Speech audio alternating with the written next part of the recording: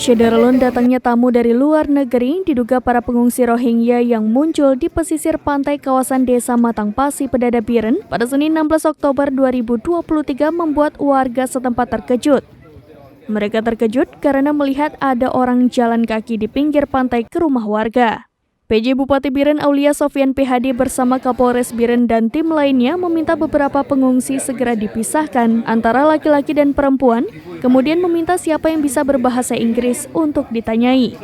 Abdullah Ahmad menjelaskan dengan bahasa Inggris mereka mengaku terdampar. Dalam tanya jawab silih berganti tersebut termasuk Kapolres Biren, mereka berasal dari Rohingya yang pernah di kamp pengungsian di Bangladesh dan berangkat lagi. Abdul Ahmad dengan bahasa isyarat terlihat tangannya seperti orang mencomot satu-satu mereka berada dalam bot dan diturunkan di pinggir laut. PJ Bupati Biren Aulia Sofian mengatakan Pemkab Biren sudah melakukan koordinasi dengan UNHCR untuk penanganan lanjut. Sementara ini mereka ditempatkan di balai pengajian dan dilakukan pendataan.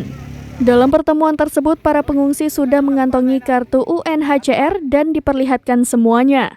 Kapolres Biren AKBP Jatmiko SHMH mengatakan, informasi awal dari mereka pengungsi tersebut menggunakan bot kecil milik mereka sendiri ketika memasuki kawasan pesisir Pedada Biren. Karena botnya rusak, mereka menepi dan bot mereka tenggelam dan bocor.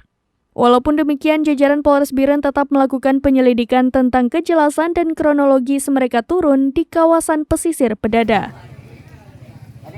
Intervensi awal mereka memakai bot kecil, bot sendiri, drivernya dari mereka sendiri, dan di tengah pinggir saat menepi ada kapalnya tenggelam, terbocor.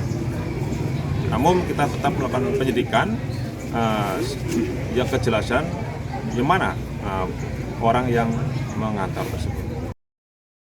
Dari Biren, Yusmandin Idris, SerambiNews.com.